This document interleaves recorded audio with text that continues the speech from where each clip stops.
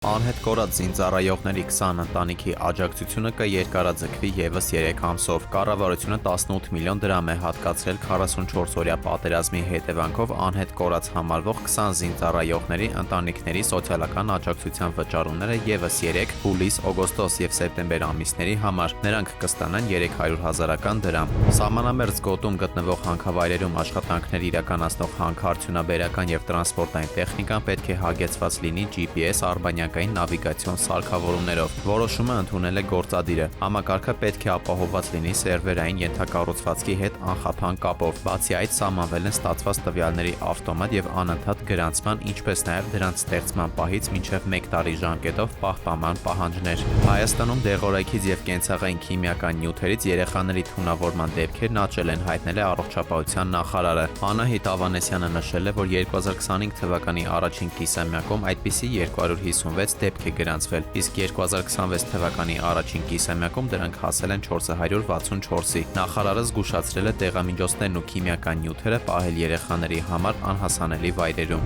Հայաստանում հայտնաբերվել են երեխաների առողջության համար վտանգավոր, թունավոր նյութեր պարունակող խաղալիքներ։ Շուկայի վերահսկողության տեսչական մարմինը Երևանում եւ Աբովյանում գործող երկու տնտեսավարողի առևտրային տարածքներում նմուշառում է իրականացրել։ Լաբորատոր փորձաքննությամբ պարզվել է, որ 3 տեսակի պլաստմասե խաղալիքներ պարունակում են վտանգավոր նյութեր։ Դրանց վաճառքը կասեցվել է, տրվել են արտադրանքը հետ կանչելու եւ ոչնչացնելու հանձնարարականներ։ Հայաստանի տարածքից դուրս բնակվող Հայաստանի քաղաքացի հանդիսացող երեխաների օտարերկրյա պետությունների քաղաքացիների կողմից որդեգրման դեպքերում Հայաստանի պետական մարմինները ստուգումներ կանցկացնեն։ Որոշման համաձայն Արդարադատության նախարարությանը պետք է տրամադրվեն որդեգրման ենթակա երեխայի, ինչպես նաեւ երեխային որդեգրել ցանկացող անձի վերաբերյալ բոլոր տվյալները։ Դրանից հետո տվյալների վերլուծության հիման վրա որդեգրման վերաբերյալ դրական կամ բացասական եզրակացությունը կներկայացվի Հայաստանի վարչապետի աշխատակազմում։ Երևանի Հալաբյան փողոցում թիթեղների տակ հայտնաբերված նորածին փոքրիկի առողջական վիճակում դրական դինամիկա կա, շնչառական աջակցություն տրամադրող սարքավորումն անջատվել է։ Փոքրիկը արդեն լիարժեք շնչում է ինքնուրույն։ Շնչառական աջակցությունը շարունակվում է թթվածնային դիմակով, փոխանցում են հիվանդանոցից։